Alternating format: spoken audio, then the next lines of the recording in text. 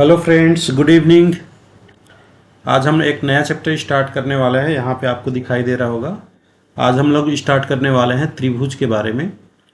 तो त्रिभुज के बारे में आज हम लोग पढ़ेंगे। त्रिभुज क्या होता है, त्रिभुज ये हम देख लेते हैं। तो इससे पहले के जो वीडियो है प्लेलिस्ट में आपको मिल जाएगा, जिसमें मैं बहुभुज के बारे में बताया हुआ है। तो त्रिभुज भी एक बहुभुज होता है। बहुभुज क्या होता है? तो तीन या अधिक भुजाओं वाली बंद आकृति को हम लोग बहुभुज कहते हैं। तो त्रिभुज भी एक बहुभुज है, क्योंकि इसमें भी हम लोग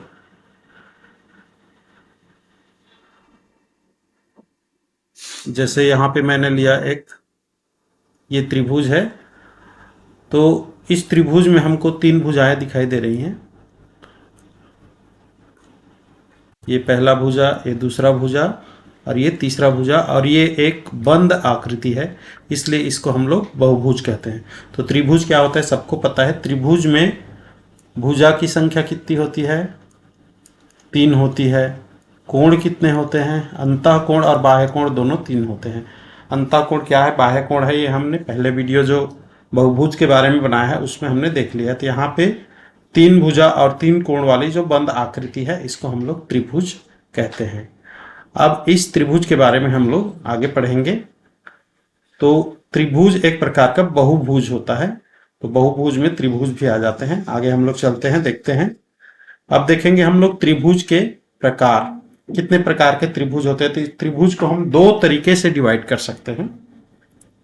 एक तो कोण के आधार पर और दूसरा होता है भुजाओं के आधार पर। तो यहाँ पे हमने सबसे पहले कोण के आधार पे देखना है। कोण के आधार पर त्रिभुज कितने प्रकार के होते हैं? तो कोण के आधार पर त्रिभुज जो होते हैं 3 प्रकार के हैं। एक न्यून कोण त्रिभुज, दूसरा सम कोण त्रिभुज और एक है अधिक कोण त्रिभुज। तो सबसे पहले समझते हैं हम लोग कि ये क्या होते हैं। तो यहाँ पे हमको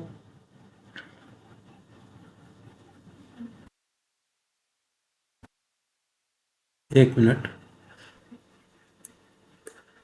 जैसे यहाँ पे मैंने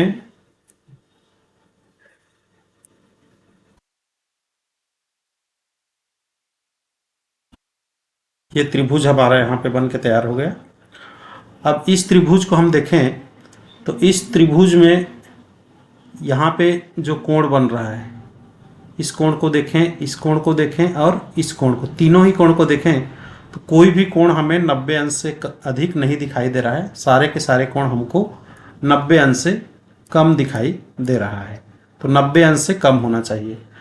तो तीनों का तीनों कोण, जिस त्रिभुज के तीनों ही कोण 90 अंश से कम हो उसको हम लोग न्यून कोण त्रिभुज के नाम से जानते हैं। तो यहाँ पे ये आप जो कोण दिखाई दे रहा है ये 90 अंश से, सारे त्रिभुज कम कोण जो है 90 अंश से कम है, इसलिए ये एक न्यून कोण त्रिभुज है।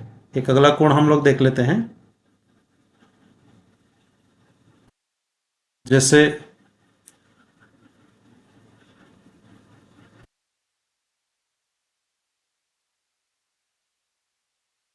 ये वाला एक त्रिभुज देखिए।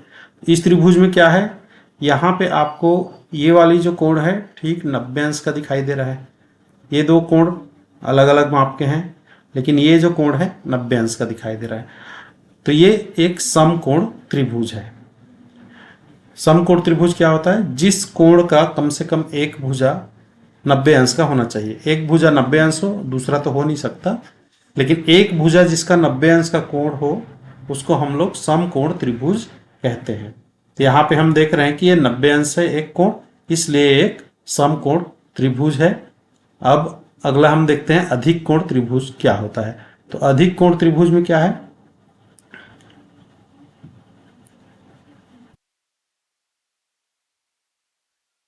ये जैसे एक त्रिभुज आपको दिख रहा है। इस त्रिभुज में ये वाला जो कोण है वो क्या है, 90 अंश से अधिक है। तो ये 90 अंश से अधिक कोण होने के कारण ये अधिक कोण है। तो अधिक कोण होने के कारण इसको हम अधिक कोण त्रिभुज कहेंगे। तो ये अधिक कोण त्रिभुज है। अधिक कोण त्रिभुज में एक कोण 90 अंश से अधिक होना चाहिए। समकोण त्रिभुज में एक कोण 90 अंश का होना चाहिए, ठीक। और न्यून कोण त्रिभुज में तीनों ही कोण 90 अंश से कम होना चाहिए। इस तरीके से हमारे पास में न्यून कोण त्रिभुज क्या है, सम कोण त्रिभुज क्या है और अधिक कोण त्रिभुज क्या है, ये हमको अच्छे से समझ में आ गया। आगे चलते हैं। त्रिभुज के प्रकार हम देख रहे हैं, तो एक तो हमने कोण के आधार पे देखा, अब देखेंगे हम लोग भुजा के आधार पे। तो भुजा के आधार पे कैसे देखेंगे, मान ली जाए एक त्रिभुज हम यहां बनाते हैं, कोई भी त्रिभुज। अब इनकी लंबाई देख रहे हैं हम, ये अलग अलग लंबाई की है। जैसे ये मान ली जाए 4 सेंटीमीटर है, ये 6 सेंटीमीटर है और ये 7 सेंटीमीटर है। तीनों भुजाओं की लंबाई हमको अलग अलग दिखाई दे रही है। तो ऐसे स्थिति में इसको हम लोग विषम बाहु त्रिभुज के नाम से जानते हैं। ये विषम बाहु त्रिभुज है। विषम बाहु मतलब जिसमें से कोई भी भुजा बराबर माप का नहीं होता है, उसको हम लोग विषम बाहु त्रिभुज कहते हैं। दूसरा है समद्विबाहु त्रिभुज। समद्विबाहु त्रिभुज क्या होता है, तो समद्विबाहु त्रिभुज, जैसे यहाँ पे हम एक त्रिभुज बना रहे हैं, समद्विबाहु त्रिभुज।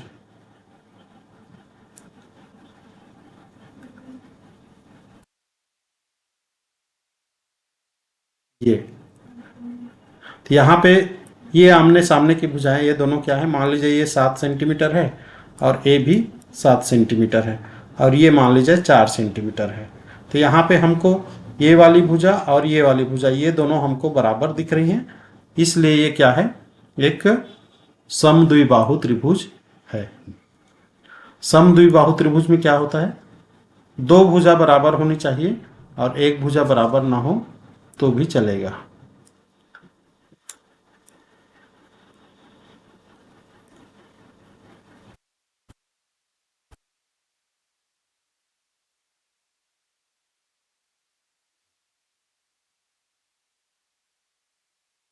ये जैसे मान लीजिए ये 7 सेंटीमीटर है और ये भी 7 सेंटीमीटर है और ये 4 सेंटीमीटर है।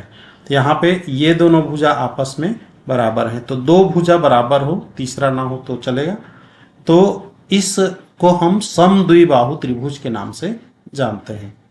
जिसमें तीनों भुजा अलग अलग माप की हो उसको विषम बाहु त्रिभुज, और जिसमें दो भुजा एक समान हो और तीसरा अलग हो उसको समद्विबाहु त्रिभुज बोलेंगे।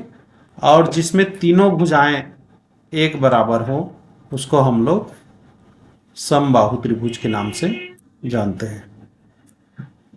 ये जैसे हमने यहाँ पे एक त्रिभुज लिया, अब इस त्रिभुज में हम देख रहे हैं कि तीनों ही भुजाएं लगभग बराबर आकृति की लंबाई की हमको दिखाई दे रही है। अब मान लीजिए इसमें ये 7 सेंटीमीटर है, ये भी 7 सेंटीमीटर है और ये भी 7 सेंटीमीटर है। यहाँ पे हमको दिखाई दे रहा है कि तीनों ही भुजा क्या है, आपस में बराबर हैं। ऐसे बराबर को इंडिकेट करने के लिए बराबर का चिन्ह इसमें लगाया जाता है। तो ये तीनों में मैंने बराबर का चिन्ह लगाया है, तो इसका मतलब क्या है, तीनों ही भुजाओं की लंबाई बराबर है। तो इस आधार पर इसको हम समबाहु त्रिभुज कहते हैं। तो यहाँ पे जब तीनों भुजाएं अलग अलग माप की हों, अलग अलग लंबाई की हों, तो विषम बाहु त्रिभुज ये वाला। और जब दो भुजा एक बराबर हो, तीसरा अलग हो, तो उसको समद्विबाहु त्रिभुज कहते हैं। और जब तीनों भुजा एक बराबर हो तो इसको हम लोग समबाहु त्रिभुज के नाम से जानते हैं। इस तरीके से ये तीनों हमने देख लिया। अब आगे चलते हैं। अब हमको कुछ टर्मिनोलॉजी सीखनी है त्रिभुज के बारे में। जैसे एक सम्मुख भुजा क्या होता है, सम्मुख शीर्ष क्या होता है, ये हमको सीखना पड़ेगा। तो एक त्रिभुज ले लेते हैं और देखते हैं। यहाँ पे ये मैंने एक त्रिभुज लिया है। यहाँ इस त्रिभुज में सम्मुख भुजा क्या होती है और सम्मुख शीर्ष क्या होती है, ये हम समझेंगे। सबसे पहले हम देखते हैं सम्मुख भुजा क्या होती है। यहाँ पे देखिए, एक इसको नामकरण करते हैं ए बी और सी। इस त्रिभुज का नाम है त्रिभुज ए बी सी। इसमें सम्मुख भुजा क्या होती है, तो जैसे ये है बिंदु ए, तो इस बिंदु ए को हम शीर्ष कहते हैं। इस बिंदु सी को शीर्ष सी कहेंगे।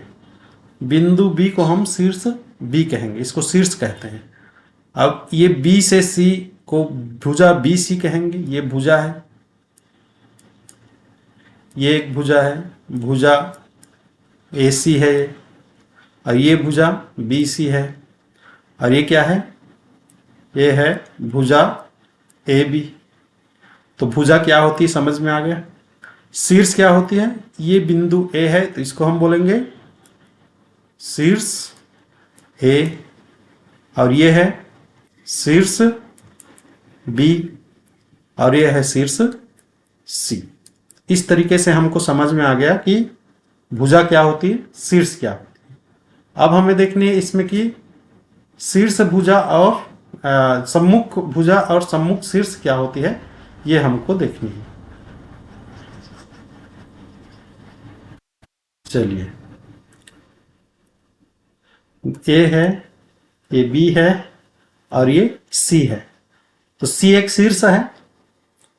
अब सी शीर्ष का शीर्ष सी का सम्मुख भुजा क्या होगा। ये शीर्ष सी है, इसके सामने जो भुजा है ए बी, ये इसका सम्मुख भुजा हो जाएगा। तो ये सम्मुख भुजा क्या है आपको समझ में आ रहा होगा।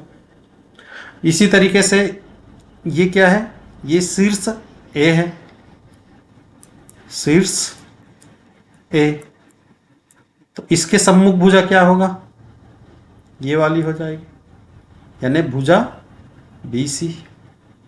भुजा बी सी जो है शीर्ष ए का सम्मुख भुजा हो गया। अब ये सम्मुख शीर्ष बी है, इसका सम्मुख भुजा क्या होगा, तो इसके सम्मुख भुजा ये होगा, यानी ए सी। तो जो शीर्ष बी है, इस शीर्ष बी का सम्मुख भुजा क्या है, भुजा ए सी है। इस तरीके से हमको पहचान में आ जाएगा। जैसे सी है तो सी के सम्मुख क्या है, तो ए बी है। ए है, ए के सम्मुख क्या है, तो बी सी है। बी है शीर्ष, इसका सम्मुख भुजा क्या है, ए सी है। ये सम्मुख भुजा क्या होती है आपको अच्छे से समझ में आ गया होगा। अब हम देखते हैं सम्मुख शीर्ष क्या होती है। इसके लिए इसको पहले मैं क्लियर कर देता हूं। चलिए,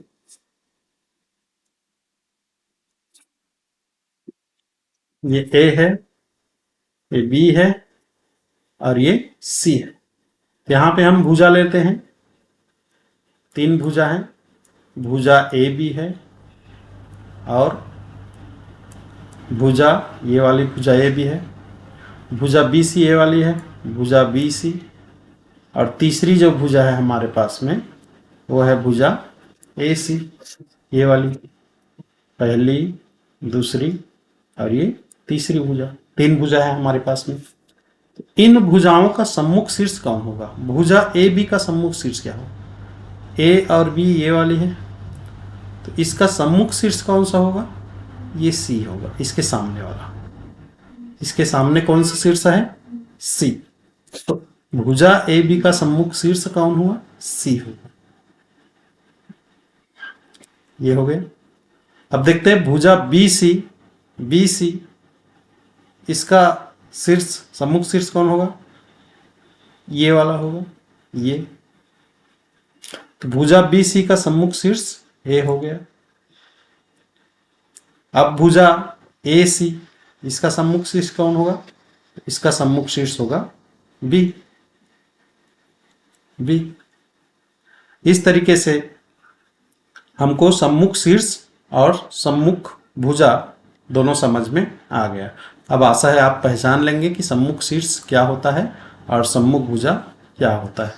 इसके आधार पे हम लोग आसानी से इसको समझ सकते हैं। आगे चलते हैं। अब इसमें कुछ जो टर्मिनोलॉजी है उसको हम लोग समझते हैं। एक होता है माध्यिका और शीर्ष लंब, लंब अर्धक और कोण अर्धक। इसको हम लोग समझते हैं क्या होता है। सबसे पहले हम देखते हैं माध्यिका के बारे में। माध्यिका क्या होता है, इसके लिए मैं एक यहाँ पे क्या करता हूं, एक त्रिभुज बना लेता हूं।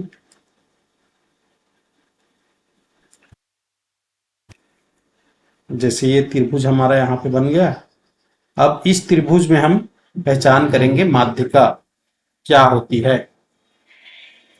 तो माध्यिका पहचानने के लिए क्या है, किसको बोलते हैं माध्यिका, तो कोई भी जो भुजा है, जैसे इसको नामकरण करते हैं हम, जैसे ए, बी और सी। तो अगर हम यहाँ भुजा की बात करें तो यहाँ तीन भुजा आपको मिलेगा। पहला भुजा, ये दूसरा भुजा और ये तीसरा भुजा। पहला भुजा कौन है? भुजा ए बी। दूसरा भुजा कौन है? भुजा बी सी। और तीसरा भुजा कौन है? भुजा ए सी। इस प्रकार तीन भुजा है इस त्रिभुज में।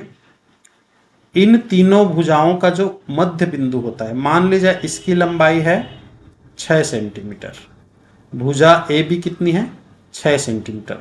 तो यहां पे हमको लेना है ठीक बीचों बीच 3 सेंटीमीटर। यहां पे एक बिंदु लेना है जो इसको बराबर भाग में बांटे, इधर 3 सेंटीमीटर रहे और इधर भी 3 सेंटीमीटर रहे।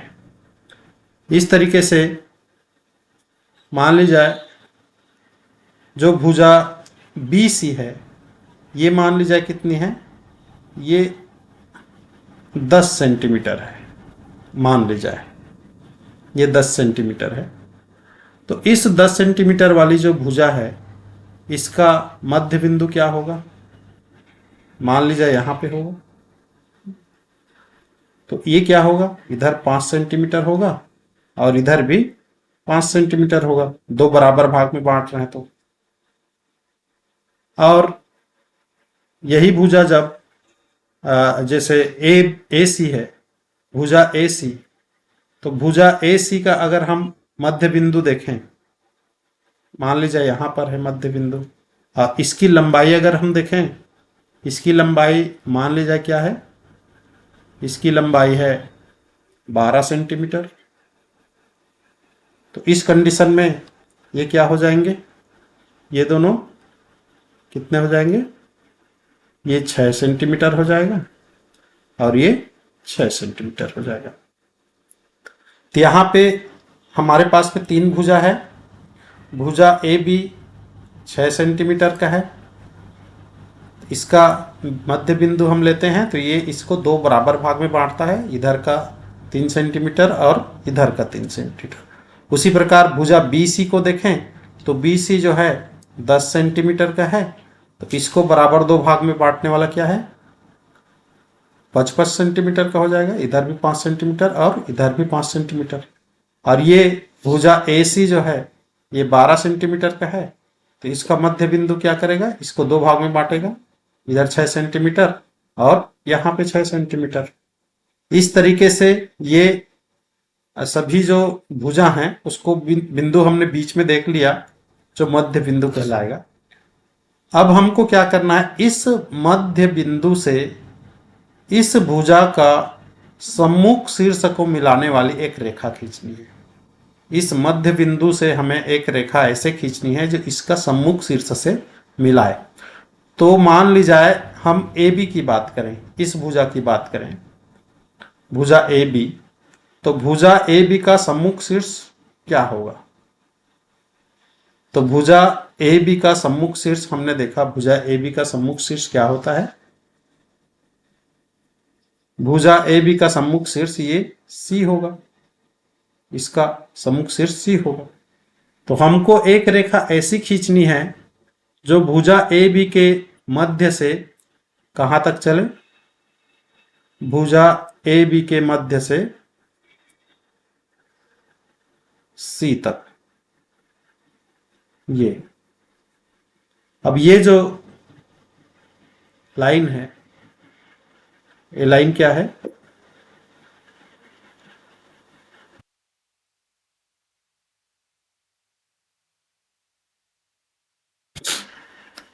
ये जो लाइन है ये माध्यिका है। माध्यिका मतलब किसी भी भुजा के मध्य बिंदु से उस भुजा के सम्मुख शीर्ष तक खींची गई जो रेखा है वो माध्यिका कहलाती है। ये ए बी भुजा की माध्यिका हो गई। इसी तरीके से अन्य भुजाओं की माध्यिका भी हम लोग देख सकते हैं। सॉरी,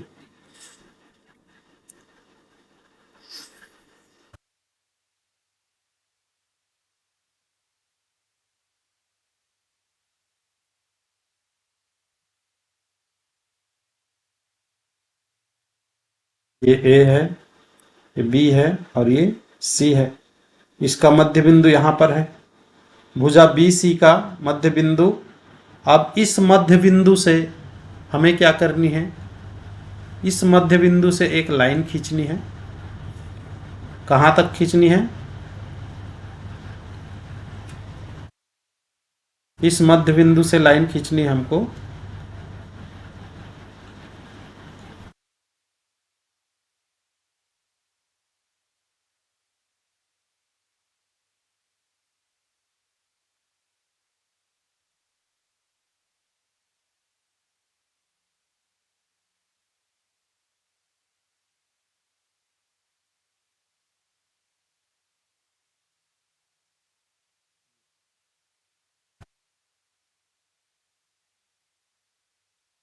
ये क्या है, भुजा बी सी का सम्मुख शीर्ष है। तो इसके भुजा बी सी के मध्य बिंदु से सम्मुख शीर्ष ए को मिलाने वाली जो रेखा हमने खींची, इसको क्या कहेंगे, इसको इस भुजा बी सी का माध्यिका कहेंगे। माध्यिका मतलब इसके ठीक 20 से उसके सम्मुख शीर्ष तक जाए।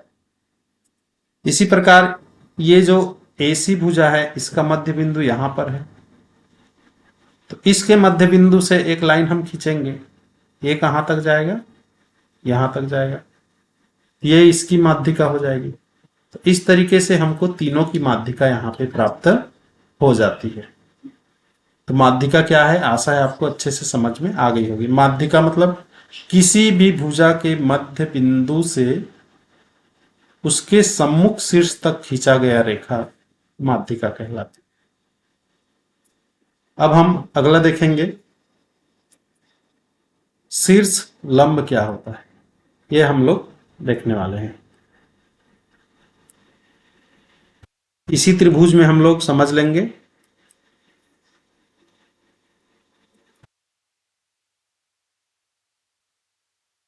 शीर्ष लंब क्या होता है।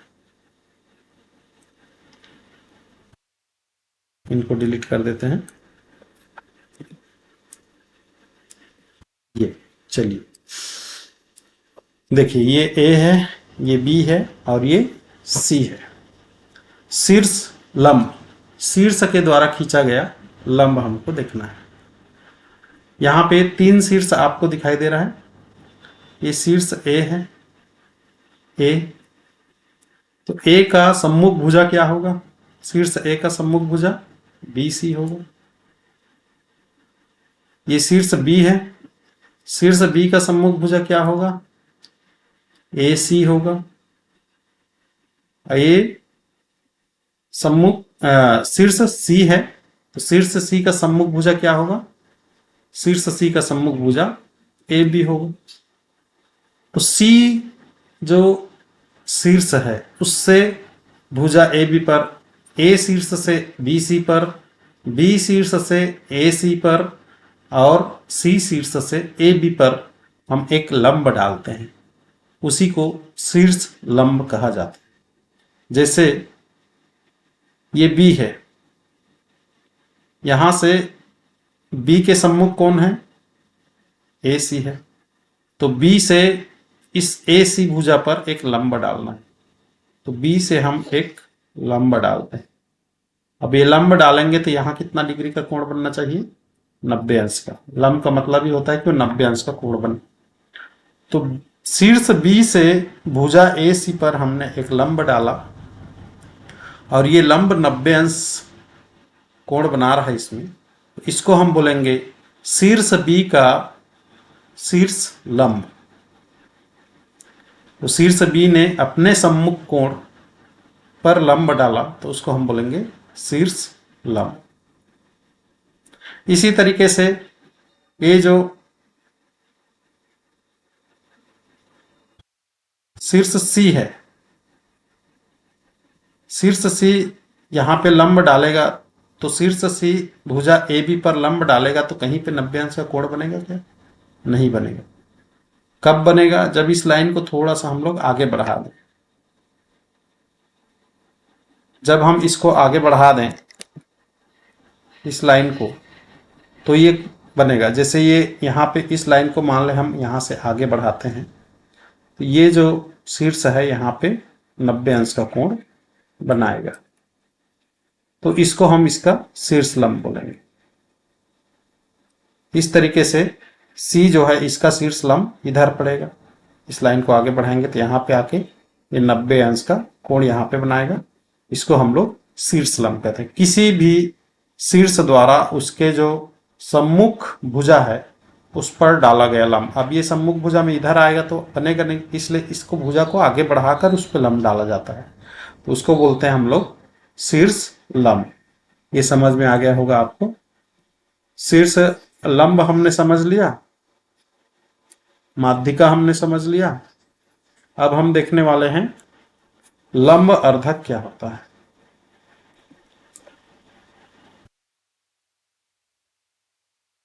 चलिए इसको मैं डिलीट कर देता हूं। दूसरा त्रिभुज हम लोग ले लेते हैं।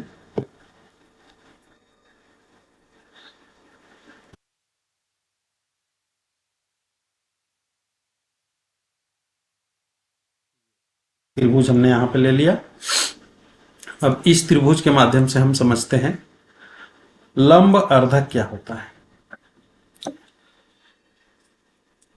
लंब अर्धक मतलब क्या है, जैसे कोई भी भुजा है, ये भुजा ए बी हो गया, भुजा बी सी और ये ए सी, तीन भुजा है इसके। तो भुजा ए बी है तो इसका जो मध्य बिंदु होगा, इसका मध्य बिंदु, उसी प्रकार बी सी है तो बी सी का मध्य बिंदु होगा, और ए सी है तो ए सी का भी एक मध्य बिंदु होगा, जो इस लाइन को भुजा को बराबर दो भागों में बांटता है। ऐसा मध्य बिंदु यहां पे हमने देख लिया। तो इस पे लंबवत एक लाइन खींचना है आपको, ऐसे ये एक लंबवत लाइन खींचना है जो यहाँ पे 90 डिग्री का कोण बनाए। उसी प्रकार इस लाइन पे एक लंबवत लाइन खींचना है जो इस पे 90 डिग्री का कोण बनाए, और इस पे भी एक लंबवत लाइन खींचना है जो यहाँ पर 90 डिग्री का कोण बनाए। तो किसी भी भुजा के मध्य बिंदु पर लंबवत जो लाइन खींची जाती है, उन लाइनों को हम लंब अर्धक के नाम से जानते हैं। तो लंब अर्धक के लिए क्या है कि उसका मध्य बिंदु है और उस मध्य बिंदु पर एक लंबवत लाइन आपको खींचनी है। इस तरीके से लंब अर्धक क्या है हमने समझ लिया।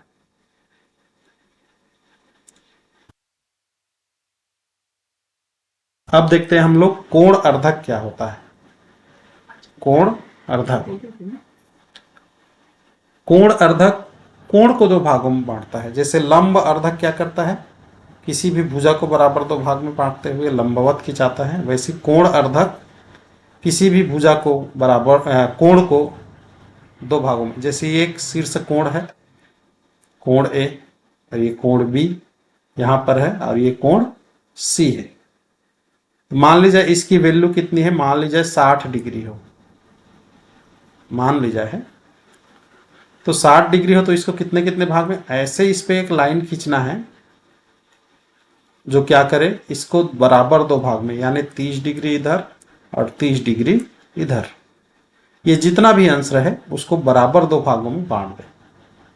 तो इसको बोलेंगे हम शीर्ष ए का कोण अर्धक। उसी प्रकार यहां मान लीजिए ये कितना है, ये मान लीजिए 42 डिग्री है, तो इससे भी एक ऐसे लाइन खींचना है जो इसको दो बराबर भाग में बांटे, ये 21 डिग्री और ये भी 21 डिग्री। तो इसको हम क्या बोलेंगे, शीर्ष बी का कोण अर्धक है।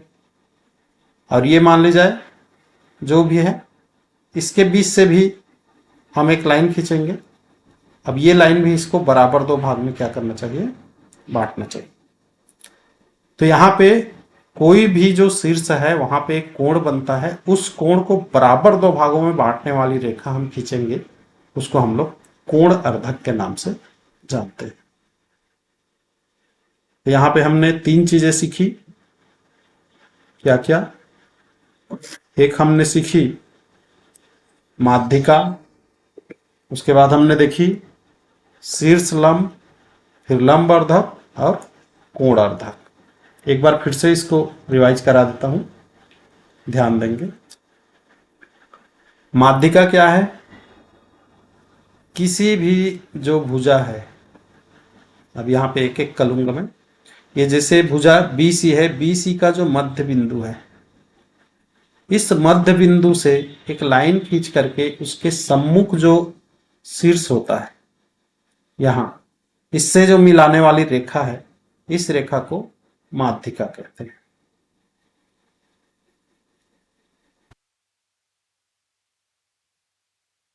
अब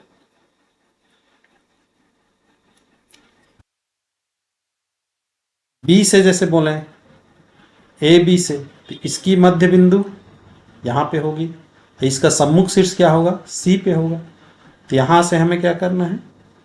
सी पर एक लाइन खींचना है। इसको बोलेंगे हम भुजा ए बी की माध्यिका। भुजा ए बी की माध्यिका। अगर ए सी की बात करें, ए सी का मध्य बिंदु मान ले यहां है, इसका सम्मुख शीर्ष क्या है? बी होगा। तो सम्मुख शीर्ष को मिलाने वाली एक रेखा खींच देंगे, इसको हम क्या बोलेंगे? भुजा ए सी का माध्यिका। तो माध्यिका क्या है, समझ में आ गया होगा। अब हम देखते हैं शीर्ष लंब क्या होता है। शीर्ष लंब, ये शीर्ष ए है, ये बी है और ये सी है। तो किसी भी शीर्ष से उसके सम्मुख भुजा पर डाला गया एक लंब, लंब मतलब यहां पे कितना होना चाहिए? 90 डिग्री कोण बनना चाहिए। जैसे ये बी शीर्ष है, यहां से हम ए सी पर एक लंब डालेंगे, तो यहां पे ए सी से एक लंब डालेंगे, यहां पे जाएगा, ये कितना डिग्री का होगा? 90 डिग्री का। अगर शीर्ष सी से हम लंब डालें, ये यहां पे जाएगा और ये कितना बनाएगा? यहाँ 90 डिग्री का अंश का कोण बनाएगा। तो इसको हम क्या बोलते हैं? शीर्ष लंब बोलते हैं, शीर्ष से डाला गया लंब। अब लंब अर्धक और कोण अर्धक। लंब अर्धक क्या है? किसी भी भुजा के मध्य बिंदु पर हम एक लंब डालते हैं, ऐसे। ये 90 अंश का बनेगा। ये इससे एक लाइन खींचेंगे, ये भी 90 अंश का कोण बनाना चाहिए। और ये इसका मध्य बिंदु, तो यहाँ पे भी एक लाइन खींचेंगे, ये भी 90 अंश का कोण बनाना चाहिए। तो इनको हम बोलते हैं लंब अर्धक। और कोण अर्धक क्या होता है? यहाँ पे कोई कोण होगा, इस कोण को ऐसे बराबर दो भाग में बांटने, ये एक्स है तो ये भी एक्स होना चाहिए, बराबर दो भाग में बांटे। ये यहाँ पे जैसे ये वाई है तो ये भी वाई होना चाहिए, वाई डिग्री। यहाँ पे इसको भी दो बराबर भाग में बांटे ऐसे। यहाँ पे अगर जेड है तो ये भी जेड होना चाहिए। तो दोनों को बराबर हिस्से में बांटेंगे। इस कोण को दो बराबर भाग में बांटने वाले जो लाइन है उसको हम कोण अर्धक कहते हैं। ये चारों चीजें हमें क्लियर हो गई हैं। आगे चलते हैं हम लोग। अब माध्यिका से केंद्रक का निर्माण होता है, उसी प्रकार माध्यिका से केंद्रक का निर्माण होता है। शीर्ष लंब को खींचेंगे तो उससे लंब केंद्र का निर्माण होता है। लंब अर्धक से परिकेंद्र का निर्माण होता है और कोण अर्धक से अंतः केंद्र का निर्माण होता है। तो ये कैसे होता है, ये हम लोग समझने का प्रयास करते हैं। इसके लिए मैंने एक त्रिभुज यहां पे ले लिया। चलिए, अब इस त्रिभुज में हम देखते हैं, जैसे माध्यिका है, तो माध्यिका क्या होती है? हमने देखा कि किसी भी भुजा का जो मध्य बिंदु है, उससे हम उसके जो सम्मुख शीर्ष है उसको मिलाने वाली एक रेखा खींचते हैं, उसको माध्यिका कहते हैं। जैसे इसकी मध्य बिंदु ये है, इसकी मध्य बिंदु ये है और इसकी मध्य बिंदु ये है। तो इसकी मध्य बिंदु मान लीजिए, इसको हम ए बी सी नाम दे देते हैं, ए बी और सी। तो भुजा ए सी है, भुजा ए सी, इसकी सम्मुख शीर्ष क्या होगी? बी होगी। तो इसके मध्य बिंदु से बी को मिलाने वाली एक हम रेखा खींच देते हैं, ये ए सी की माध्यिका हो गई। उसी प्रकार भुजा बी सी है, BC का मध्य बिंदु यहां पर है, इसको सम्मुख शीर्ष कौन होगा? A होगा। तो यहां से हमें क्या करनी है? A से मिलाने वाली एक रेखा खींच देनी है। ये भुजा BC की माध्यिका हो गई। अब यहां AB है, भुजा AB, तो AB का मध्य बिंदु है, इसका सम्मुख शीर्ष कौन होगा? C होगा। तो यहां से हम एक लाइन खींचते हैं जो C में जाके मिले। तो हम देख रहे हैं कि यहां पे ये तीनों जो माध्यिका है आपस में मिल रहे हैं, तो इसको हम लोग बोलते हैं केंद्रक। इसको क्या बोलते हैं हम लोग? केंद्रक बोलते हैं। तो माध्यिका से केंद्रक का निर्माण होता है। तीनों माध्यिकाएं जिस बिंदु पर आपस में एक माने तीनों को आपस में एक दूसरे को काटती हैं, उस कटान बिंदु को हम लोग इस द्रक के नाम से जानते हैं। ये आपको अच्छे समझ में आ गया। आगे देखते हैं हम लोग। अगला जो चीज है हमारा, लंब केंद्र क्या होता है? लंब केंद्र, लंब केंद्र में क्या होता है? ये शीर्ष लंब के द्वारा बनता है। अब शीर्ष लंब क्या है? शीर्ष लंब हमने देखा कि ये जो शीर्ष है, जैसे ये शीर्ष A है, ये शीर्ष B है और ये शीर्ष C है। ये जो शीर्ष है अपने सम्मुख भुजा पर एक लंब डालती है। ये 90 डिग्री का हो गया। यहाँ 90 डिग्री का एंगल बने तभी हम बोलेंगे कि ये शीर्ष द्वारा डाला गया लंब है। ये भी अपने सम्मुख भुजा पर एक लंब डालती है, ये 90 डिग्री का है समकोण बनाते हुए। और ये भी यहाँ पर एक लंब डालती है। तो ये इनका शीर्ष लंब है। ये वाला जो है शीर्ष B का शीर्ष लंब हुआ, ये वाला जो है शीर्ष C का शीर्ष लंब हुआ, और A वाला जो है शीर्ष A का शीर्ष लंब हुआ।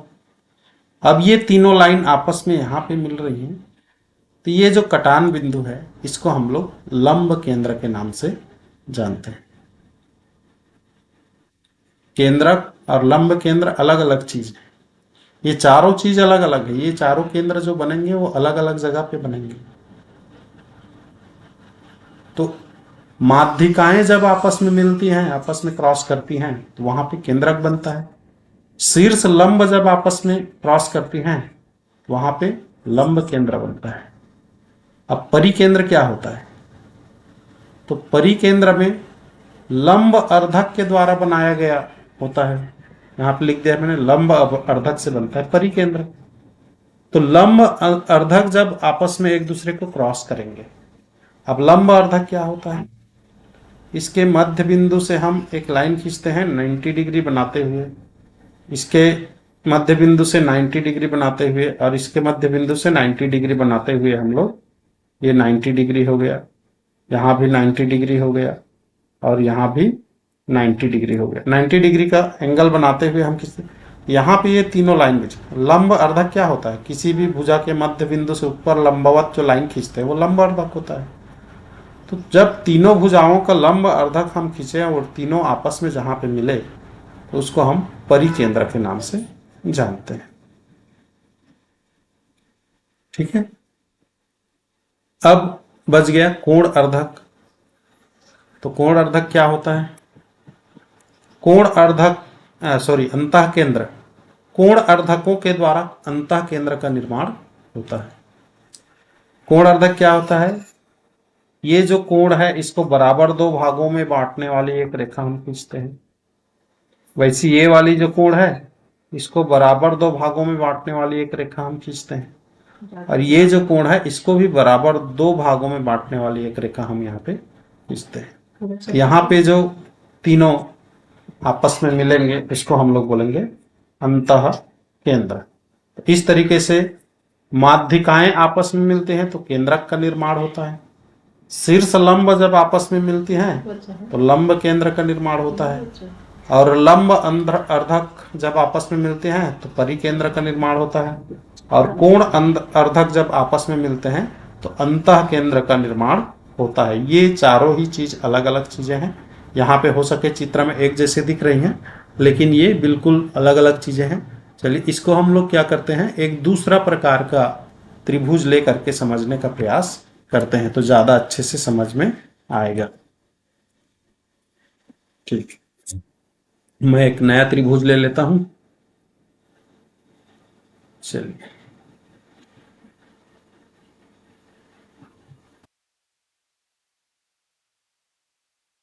ये देखिए एक विषम बाहु त्रिभुज है। विषम बाहु यानी यानी इसकी जो भुजाएं हैं वो समान लंबाई की नहीं है, इसको हम लोग विषम बाहु त्रिभुज कह रहे हैं।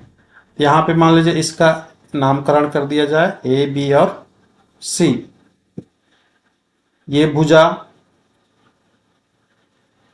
ए सी है, ये भुजा ए बी है, और ये भुजा बी सी है। अब ये शीर्ष ए है, शीर्ष बी है और शीर्ष सी है। अब इसमें हम माध्यिका से केंद्रक बनाने का प्रयास करते हैं। तो माध्यिका यानी ठीक बीच से हमें इसका मध्य बिंदु लेना है, इस भुजा का मध्य बिंदु लेना है और इस भुजा का भी मध्य बिंदु लेना। अब मध्य बिंदु से उसके सम्मुख शीर्ष पर एक लाइन खींचना है, ऐसे। ये है इसका सम्मुख शीर्ष, इसका सम्मुख शीर्ष कौन होगा, ये होगा। यहां पर ये तीनों आपस में काट रही हैं, तो ये क्या होगा, केंद्रक कहलाएगा। अब केंद्रक के बजाय हम क्या कर लेते हैं, लंब केंद्र को देख लेते हैं। इसको दूसरे कलर में करके देखें। लंब केंद्र मतलब क्या है, शीर्ष लंब द्वारा। ये शीर्ष क्या करेगा, अपने सम्मुख भुजा पे लंब डालेगा।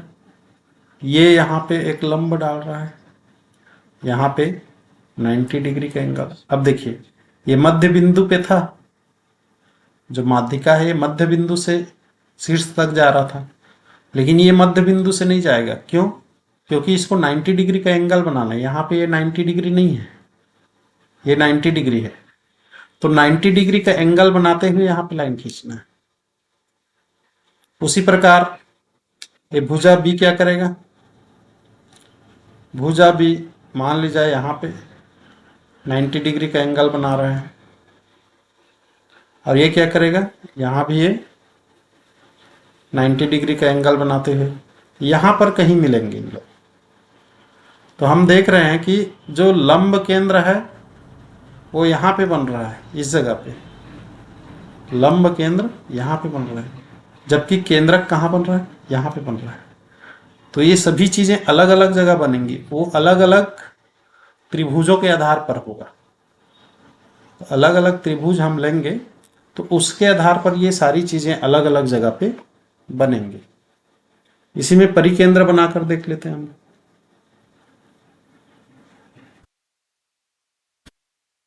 परिकेंद्र लंब अर्धक से बनेगा। ये जैसे लंब अर्धक क्या होगा, ये बीच से खींचते हैं इसको। यहां से हम क्या करेंगे, इसमें 90 अंश का कोण बनाते हुए एक लाइन खींचेंगे, इसका अर्धक है। यहां से 90 अंश का कोण बनाते हुए एक लाइन खींचेंगे, और इसका यहां से एक 90 अंश का कोण बनाते हुए खींचेंगे। ये इसमें क्लियर नहीं दिख रहा है, लेकिन ये यहां पे कहीं पे आएगा। यहां पे ये तीनों लाइन मिल रही है, तो परिकेंद्र यहां पे बनेगा। तो इस तरीके से अलग अलग जगह पे ये सारे केंद्र बनेंगे। तो इसको आपको प्रैक्टिस करके समझने की जरूरत है। तो आशा है आपको ये समझ में आया होगा। आगे इसके बारे में और डिटेल में हम लोग देखेंगे। ये अभी हमने क्या क्या पढ़ा, अभी हमने 3-4 चीज़ों के बारे में यहाँ पे देखा। एक हमने देखा कि त्रिभुज होता क्या है, फिर हमने देखा कि त्रिभुज के प्रकार, न्यून कोण त्रिभुज, समकोण त्रिभुज और अधिक कोण त्रिभुज। उसके बाद में हमने क्या देखा, उसके बाद में देखा विषम बाहु त्रिभुज, समद्विबाहु त्रिभुज और समबाहु त्रिभुज, भुजा के आधार पर डिवीजन किया। उसके बाद में हमने देखा सम्मुख भुजा क्या होता है, सम्मुख शीर्ष क्या होता है, ये हमने समझा। और उसके बाद में हमने देखा माध्यिका क्या होती है, शीर्ष लंब क्या होती है, लंबार्धक क्या होती है और कोण अर्धक क्या होती है। और बाद में हमने देखा कि माध्यिकाएं जब मिलती हैं तो केंद्रक का निर्माण होता है। माध्यिकाएं जिस बिंदु पर तीनों आपस में काटेंगी वहां केंद्रक का निर्माण होगा। शीर्ष लंब तीनों जहां पे आपस में काटेंगी वहां लंब केंद्र का निर्माण होगा। और लंब अर्धक जहां पर तीनों आपस में काटेंगे वहां परिकेंद्र का निर्माण होगा। और कोण अर्धक जहां पे तीनों आपस में काटेंगे वहां पे अंतः केंद्र का निर्माण होगा। अब ये तीन जो प्रकार की अलग अलग त्रिभुज होते हैं, जैसे न्यून कोण त्रिभुज, सम कोण त्रिभुज और अधिक कोण त्रिभुज, तो इन अलग अलग त्रिभुजों में ये जो केंद्रक हैं, केंद्रक, लंब केंद्र, परिकेंद्र, अंतः केंद्र, ये अलग अलग बिंदुओं पर बनते हैं। इसको हम लोग अगले क्लास में देखेंगे। आज के लिए यहीं पे समाप्त करते हैं। धन्यवाद।